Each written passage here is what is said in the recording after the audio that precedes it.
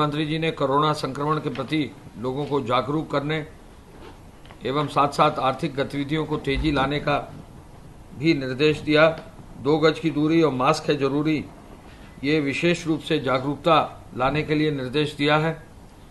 उन्होंने ये कहा कि मेडिकल संक्रमण को भी बचा जाए, चिकित्सा कर्मियों को संक्रमण से बचाया जाए। SGPGI और KGMU और डॉक्टर राम मनोहर लोहिया आयुर्विज्ञान संस्थान कुल 1000 ICU बेड तैयार जरूर करें और इस ओर उनको तेजी से काम करने का निर्देश उन्होंने दिया। कंटेनमेंट जोन को और मजबूती से कार्य करने के लिए कि कंटेनमेंट जोन में कोई संक्रमण न फैले, इसके लिए उन्होंने निर्देश दिया है। मुख्यमंत्री जी ने कहा है कि प्रत्येक रविवार को बाजारों की प्रदेशव्यापी साप्ताहिक बंदी के स्थान पर अब बाजारों की साप्ताहिक बंदी पूर्व निर्धारित व्यवस्था के अनुरूप रहेगी। उन्होंने कहा कि कंटेनमेंट जोन को छोड़कर अन्य स्थानों पर सभी होटल व रेस्टोरेंट का संचालन किया जाए। इस गतिविधि में संक्रमण से सुरक्षा के सभी मानकों का पालन भी किया जाए। मुख्यमंत्री जी ने जो ग्रामीण क्षेत्र में जहां जहां भी भूमि विवाद संबंधित प्रकरण है, उनके समाधान के लिए तहसील दिवस और थाना दिवस को भी एक्टिवेट करने के लिए उनको क्रियान्वित करने का सोशल डिस्टेंसिंग के साथ निर्देश दिया है।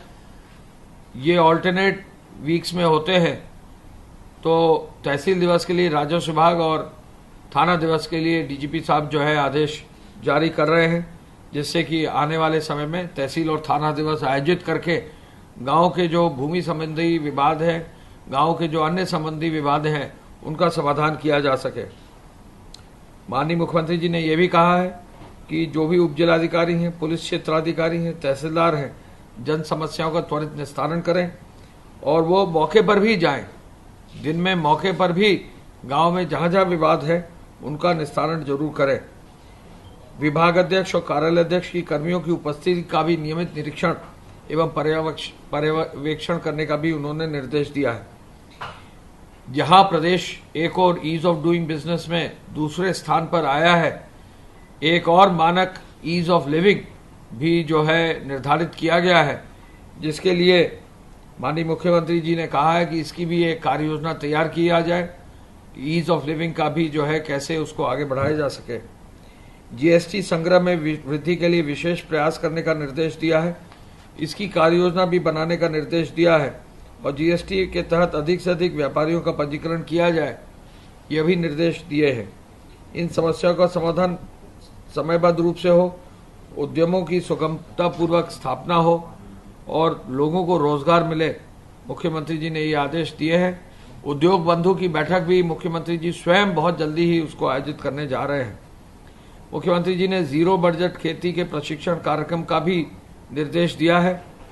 आज जो है मुख्यमंत्री जी ने उत्तर प्रदेश राज्य आजीविका मिशन एवं united nations world food programme के अंतर्गत UNWFP के अंतर्गत डिजिटल विधि से एक MOU हस्ताक्षरित किया है, जिसमें केंद्र व प्रदेश सरकार की महिलाओं के सामाजिक और आर्थिक विकास के लिए तत्परता से कार्य करने का एक निर्णय है।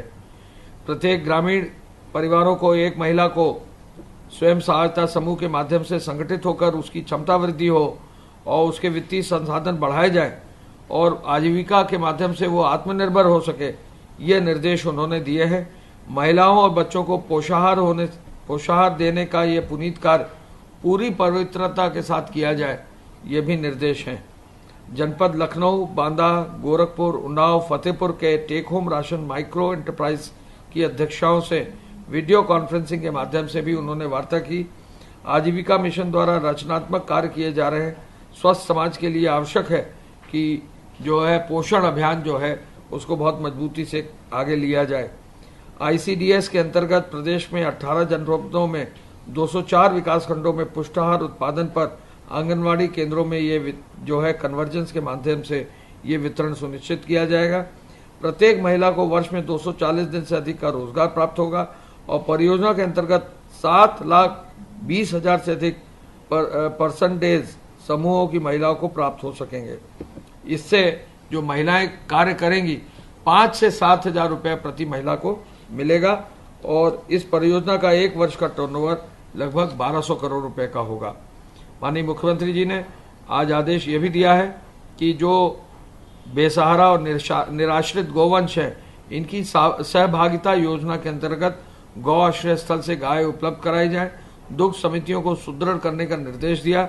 स्मार्ट सिटी योजनाओं के 10 शहर जो केंद्र के हैं, भारत सरकार के हैं, और प्रदेश के जो 7 शहर हैं, इनको विकसित करने के लिए वो खुद समीक्षा करेंगे और कार्य को गति लाने के लिए, तेजी लाने के लिए उनकी मॉनिटरिंग भी करेंगे। नगर निकायों में अमृत योजना के कार्यों को भी गति लाने का निर्देश दिया है और लोक निर्माण विभाग की सड़कों को पूर्णतः गड्ढा मुक्त करने का भी निर्देश दिया है। गृह विभाग की सूचना के अनुसार आज जो FIR दर्ज है वो 2,19,719 है। 4,18,000 से अधिक लोग नामजद हैं। 71,100 वाहन सीज कर दिए गए हैं। 76 करोड़ 16 लाख वाहनों से शुल्क जमा किया जा रहा है। इसके अलावा 909 FIR इसी एक्ट में अब दर्ज कर दी गई हैं और 436 लोगों को गिरफ्तार कर दिया गया है। 2,475 फेक न्यूज के मामले आए हैं। कंटेनमेंट जोन कुल 19,310 हैं, जो 1,215 थानों के अंतर्गत 15,56,000 लोग, इनमें 15,56,000 मकानों में 90 लाख लोग जो है कंटेनमेंट जोन में हैं। कंटेनमेंट जोन के लिए विशेष रूप से मुख्यमंत्री जी ने आदेशित किया है कि इनको बहुत मजबूती से इनको जो है इनका अरेंजमेंट किया जाए। इनमें हर हालत में संक्रमण को रोकने के लिए लोगों की टेस्टिंग की जाए, इनमें सफाई व्यवस्था की जाए जिससे कि आगे संक्रमण ना फैले, और 2 गज की दूरी, मास्क है जरूरी, इसका इंश्योर किया जाए। धन्यवाद। जय हिंद।